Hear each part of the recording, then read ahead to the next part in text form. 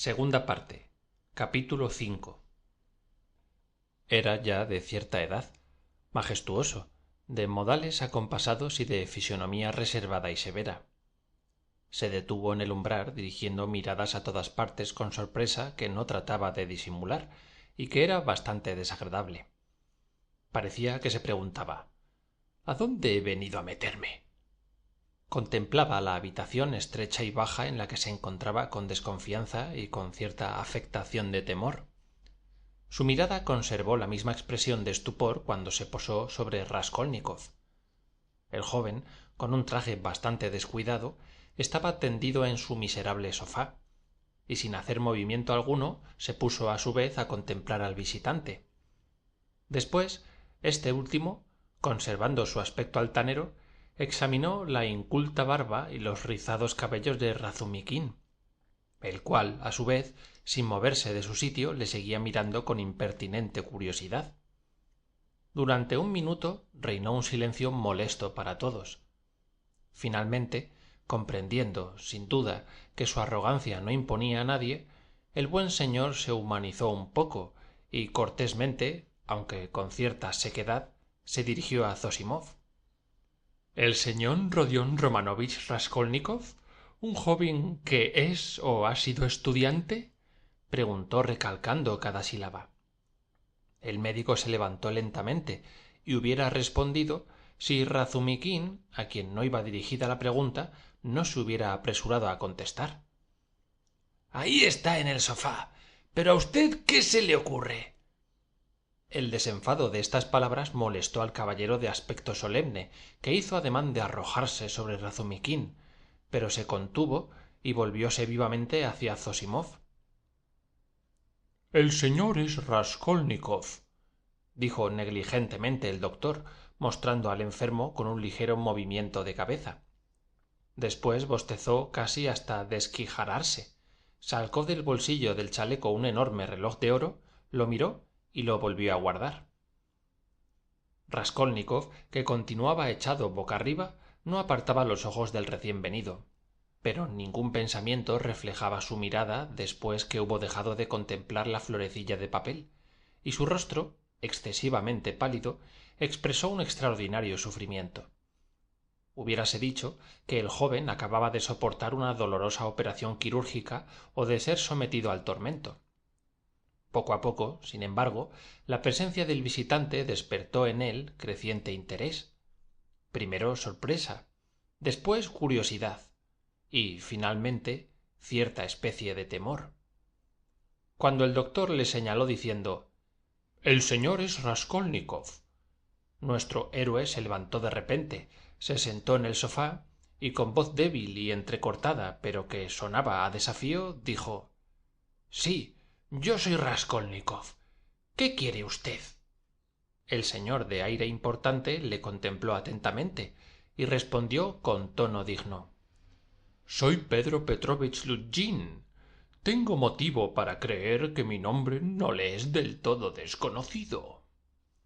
Pero Raskolnikov, que esperaba sin duda otra cosa, se contentó con mirar a su interlocutor silenciosamente, y como si el nombre de Pedro Petrovich hubiese sonado por primera vez en sus oídos.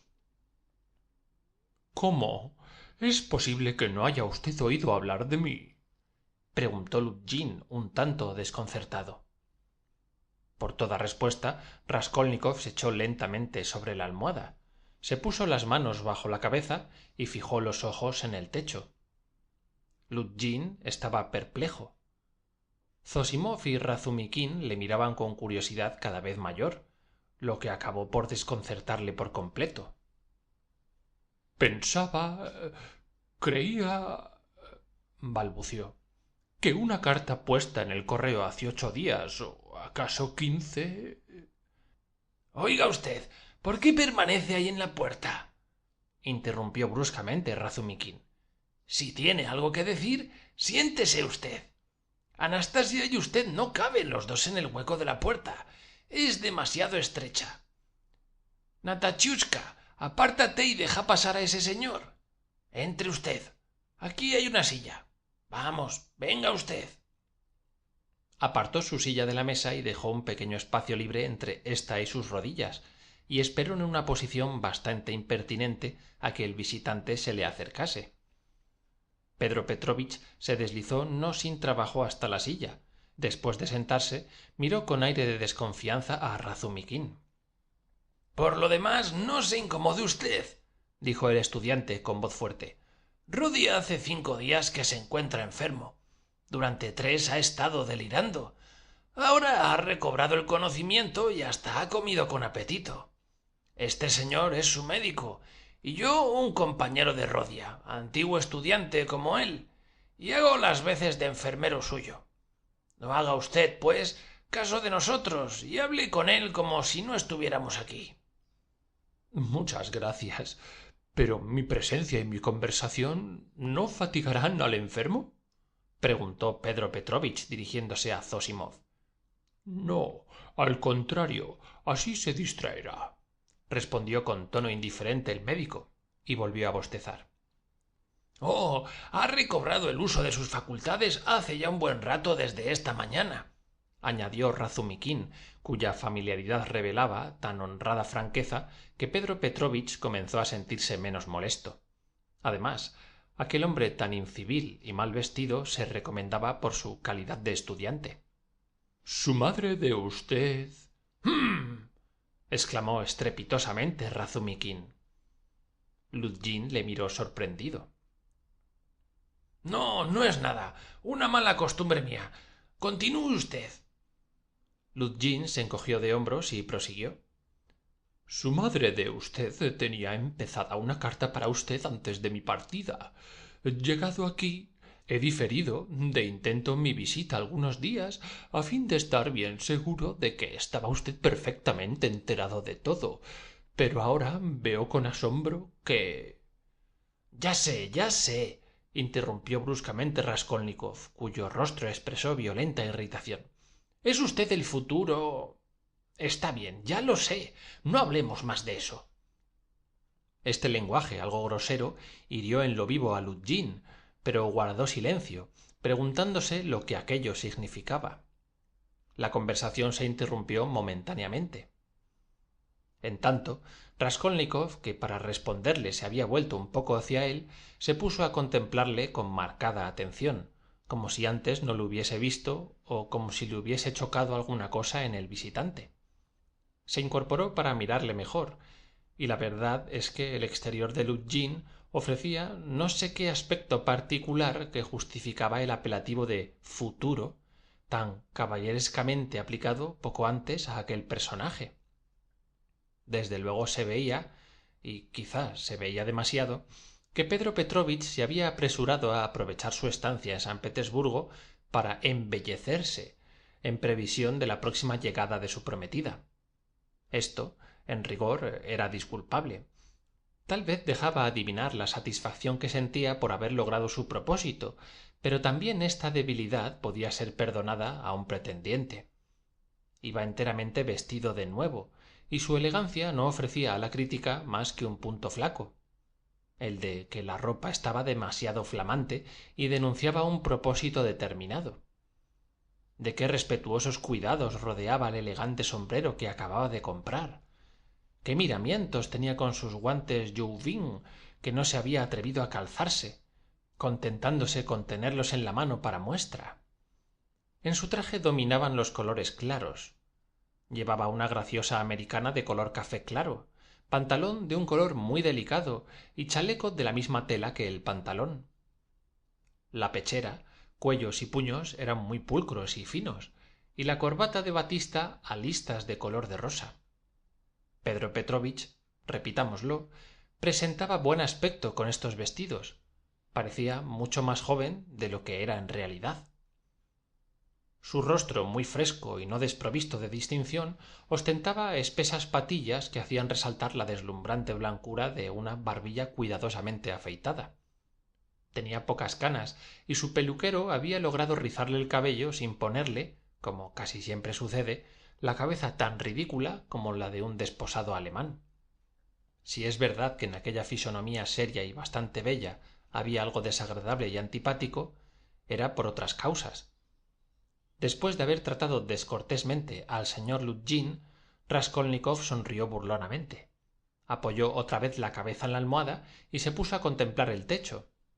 Pero el señor Luzhin había resuelto no incomodarse por nada y fingió no reparar en lo extraño de aquel recibimiento. Hasta hizo un esfuerzo para reanudar la conversación. Siento muchísimo encontrar a usted en este estado. Si hubiera sabido que se hallaba usted enfermo, habría venido antes. Pero ya sabe usted, estoy tan ocupado. Se me ha encargado de un proceso muy importante en el Senado. Esto sin contar con los preparativos y preocupaciones que usted adivinará sin duda. Aguardo de un momento a otro a su familia, es decir, a su madre de usted y a su hermana. Raskolnikov quiso decir algo. Su rostro expresó cierta agitación. Pedro Petrovich se detuvo un instante. Esperó, pero viendo que el joven guardaba silencio, continuó diciendo: de un momento a otro, en previsión de su próxima llegada, les he buscado hospedaje. ¿Dónde? Preguntó con voz débil Raskolnikov. Cerca de aquí, en casa de Bakaliev. Sí, en el Perublok Bonsenensi, interrumpió Razumikin. Hay 2 pisos amueblados que los alquila el comerciante Utchin. He estado allí. En efecto, en esa casa hay 2 cuartos para alquilar. Es aquello un agujero innoblemente sucio y, además, de muy mala fama. Han ocurrido allí sucesos nada limpios. Ni el mismo diablo sabe la gente que la habita. Yo mismo presencié allí cierta aventura escandalosa. Claro, las habitaciones esas cuestan baratas. Como usted comprenderá, yo no podía saber esas cosas, puesto que acababa de llegar de provincias, replicó Luzhin un tanto picado. De todos modos, las 2 habitaciones que he tomado están muy limpias, y como son para tan poco tiempo, tengo ya apalabrado nuestro futuro alojamiento, añadió dirigiéndose a Raskolnikov.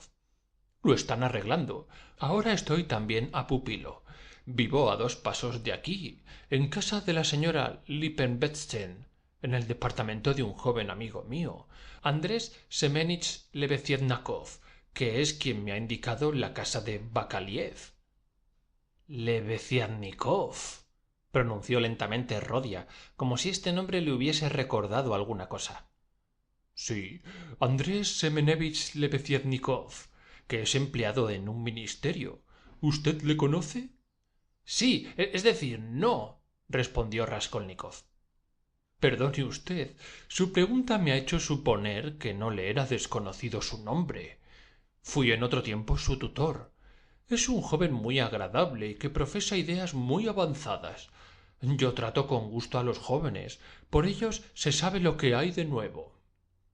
Al acabar de decir estas palabras, Pedro Petrovich miró a sus oyentes con la esperanza de encontrar en su fisonomía algún signo de aprobación. ¿Desde qué punto de vista? Preguntó Razumikin. Desde un punto de vista muy serio. Quiero decir, desde el punto de vista de la actividad social, respondió Luzhin, encantado de que le hiciesen tal pregunta. Yo no había estado en San Petersburgo desde hace 10 años. Todas estas novedades, todas estas reformas, todas estas ideas han llegado hasta nosotros los provincianos, mas, para verlo todo claramente, es preciso venir a San Petersburgo. Observando las nuevas generaciones, es como se las conoce mejor. Lo confieso, estoy contentísimo. ¿De qué? La pregunta de usted es complicada. Puedo engañarme, pero creo haber notado puntos de vista más concretos, un espíritu crítico, una actividad más razonada. Es verdad, dijo negligentemente Zosimov. ¿Verdad que sí? Dijo Pedro Petrovich, que recompensó al médico con una amable mirada. Convendrá usted conmigo, prosiguió dirigiéndose a Razumikin, en que hay progreso, por lo menos en el orden científico y en el económico. Lugares comunes. No, no son lugares comunes. Si a mí, por ejemplo, se me dice ama a tus semejantes y pongo este consejo en práctica, ¿qué resultará? Se apresuró a responder Luzhin con demasiado calor. Rasgaría mi capa y daría la mitad a mi prójimo, y los 2 nos quedaríamos medio desnudos. Como dice el proverbio ruso, si levantáis muchas liebres a la vez, no cazaréis ninguna. La ciencia me ordena no amar a nadie más que a mí, supuesto que todo en el mundo está fundado en el interés personal. Si usted no ama más que a sí mismo, hará usted de un modo conveniente sus negocios y su capa quedará entera. Añade la economía política que cuantas más fortunas privadas surgen en una sociedad, o en otros términos, cuantas más capas enteras hay, más sólida y felizmente está organizada esa sociedad. Así pues, al trabajar únicamente para mí, trabajo también para todo el mundo, y resulta en último extremo que mi prójimo recibe un poco más de la mitad de una capa, y no solamente gracias a las liberalidades privadas e individuales, sino como consecuencia del progreso general. La idea es sencilla. Desgraciadamente ha necesitado mucho tiempo para hacer su camino y para triunfar de la quimera y del sueño. Sin embargo, no es preciso, me parece a mí, mucho ingenio para comprender. Perdón, pertenezco a la categoría de los imbéciles, interrumpió Razumikin. No se hable más de eso. Yo tenía un objeto al empezar esta conversación, pero desde hace 3 años me zumban los oídos ya con toda esa palabrería y con todas estas vulgaridades, y me da vergüenza hablar y aun oír hablar de ellas. Naturalmente, usted se ha apresurado a darnos a conocer sus teorías. Es cosa muy disculpable y no se la censuro. Solamente deseaba saber quién era usted, porque ya se le alcanza que en estos tiempos hay una porción de embaucadores que han caído sobre los negocios públicos y, no buscando más que su propio medro, han echado a perder cuanto han tocado con sus manos. Y ¡ea! ¡Basta! Señor, replicó Lutjin, herido en lo vivo, ¿eso es decir que yo también? Oh, de ninguna manera. ¿Cómo había yo de...? No se hable más, dijo Razumikin, y sin hacer caso del visitante reanudó con Zosimov la conversación interrumpida con la llegada de Pedro Petrovich. Adoptó éste el buen acuerdo de aceptar sin protesta la explicación del estudiante. Tenía, además, la intención de irse enseguida. Ahora que ya nos conocemos, dijo dirigiéndose a Raskolnikov, espero que nuestras relaciones continuarán en cuanto se ponga usted bueno del todo, y serán cada vez más íntimas, merced a las circunstancias que ya conoce. Le deseo un pronto restablecimiento. Raskolnikov hizo como si no le hubiera entendido. Pedro Petrovich se levantó. De seguro es uno de sus deudores quien ha matado a la vieja, afirmó Zosimov. Seguramente, repitió Razumikin. Porfirio no dice lo que piensa, pero interroga a los que habían empeñado alhajas en casa de la usurera. ¿Que los interroga? Preguntó con voz fuerte Raskolnikov. Sí, ¿y qué? Nada. ¿Y cómo los conoce? Preguntó Zosimov. Koch ha designado alguno. Se han encontrado los nombres de otros muchos en los papeles que envolvían los objetos. En fin, otros se han presentado en cuanto han tenido noticia del hecho. El pillo que ha dado el golpe debe de ser un mozo experimentado. ¡Qué decisión! ¡Qué audacia! No hay tal cosa, replicó Razumikin. Eso es precisamente lo que te engaña y lo que engaña a todos. Sostengo que el asesino no es ni hábil ni experimentado. Ese crimen ha sido probablemente el primero que ha cometido. En la hipótesis de que el criminal fuese un asesino consumado, nada explicaría todo un cúmulo de inverosimilitudes. Si por el contrario le suponemos novato, habrá que admitir que la casualidad solamente ha sido causa de que pudiera escapar. ¿Quién sabe? Quizá ni ha previsto los obstáculos. ¿Cómo lleva a cabo su empresa? Asesina a 2 personas, toma luego alhajas de 10 o 20 rublos y se llena con ellas los bolsillos. Revuelve el cofre en que la vieja guardaba sus trapos. No toca el cajón de la cómoda en donde se ha encontrado una cajita que contenía 1500 rublos en metálico sin contar los billetes. No, no ha sabido robar. Solo ha sabido matar. Lo repito, es principiante. Se aturdió en el momento de cometer el crimen. Si no le han detenido ya, debe dar más gracias al azar que a su destreza. Pedro Petrovich iba ya a marcharse, pero antes de salir quiso pronunciar algunas frases profundas. Deseaba dejar buena impresión, y la vanidad le privó de tacto. «Hablan ustedes, sin duda, del asesinato recientemente perpetrado en la persona de una anciana, viuda de un secretario de colegio», preguntó dirigiéndose a Zosimov. «Sí, ¿usted ha oído hablar de ese crimen?» «¿Cómo no, si se habla de él en todas partes?» «¿Conoce usted los pormenores?» «No todos, pero este asunto me interesa por la cuestión de carácter general que plantea.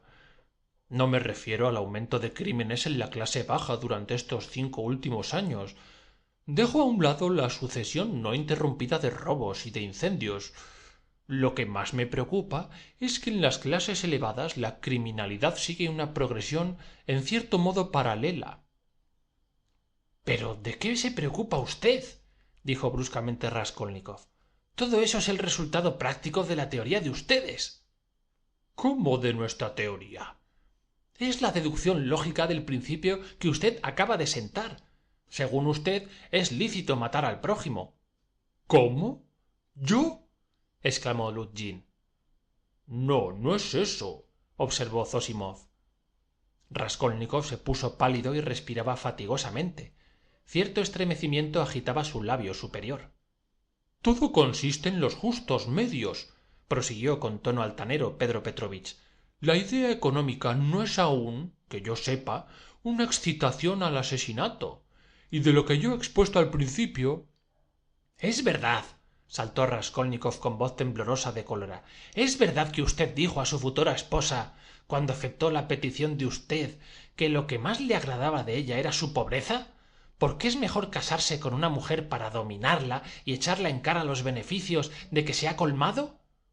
«Caballero», exclamó Luzhin, rugiendo de furor.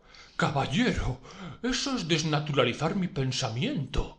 Dispense usted que le diga que los rumores que han llegado a su conocimiento, o mejor dicho, que han sido puestos en su conocimiento, no tienen ni sombra de fundamento, y sospecho que, en una palabra, que su madre de usted, ya me había parecido a mí que, a pesar de sus buenas cualidades, era un poco exaltada y novelesca. Sin embargo, estaba a 1000 leguas de imaginar que pudiese desnaturalizar hasta ese punto el sentido de mis palabras y citarlas alterándolas de tal suerte.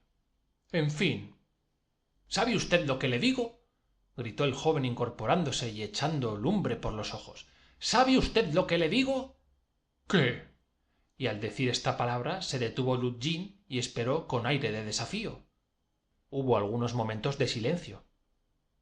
«Pues bien, que si usted se permite decir una sola palabra más de mi madre, le tiro de cabeza por la ventana».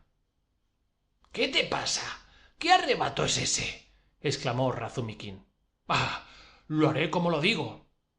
Luzhin palideció y se mordió los labios.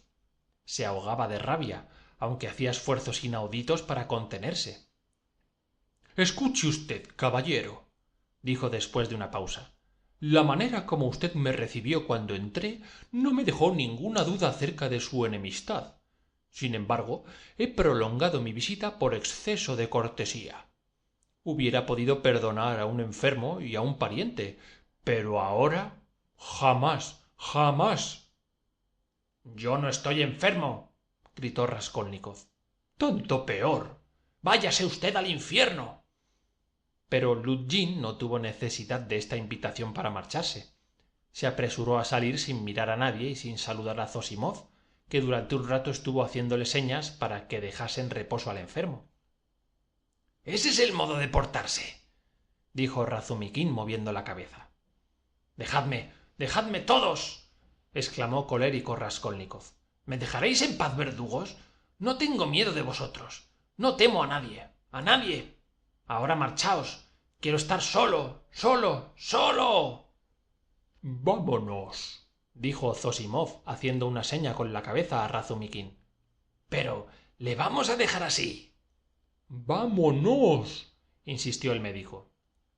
Razumikin reflexionó un instante y se decidió a seguir al doctor, que ya había salido. «Nuestra resistencia a sus deseos le hubiera sido perjudicial», dijo Zosimov a su amigo ya en la escalera. No conviene irritarle. ¿Qué le pasa?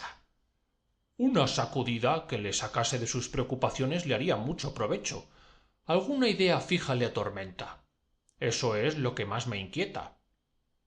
El señor Pedro Petrovich tendrá algo que ver en esto. Según la conversación que acaban de sostener, parece que ese individuo va a casarse con una hermana de Rodia, y que nuestro amigo ha recibido una carta acerca de este asunto muy pocos días antes de su enfermedad. El diablo sin duda es quien ha traído de visita a ese señor, que ha podido echarlo todo a perder. Pero, ¿has reparado en que sólo una cosa hace salir al enfermo de su apatía y mutismo? ¿Cómo se excita cuando se habla de ese asesinato? Sí, sí, lo he advertido, respondió Razumiquín. Presta más atención, se inquieta. Es, sin duda, porque el mismo día que se puso malo le asustaron en la oficina de policía y se desmayó. Ya me lo contarás circunstanciadamente en otra ocasión, y a mi vez te diré algo. Me interesa mucho, muchísimo. Dentro de media hora volveré a ver cómo sigue. No es de temer la inflamación. Gracias a ti, ahora voy a entrar un momento en casa de Pashenka y haré que le cuide a Anastasia.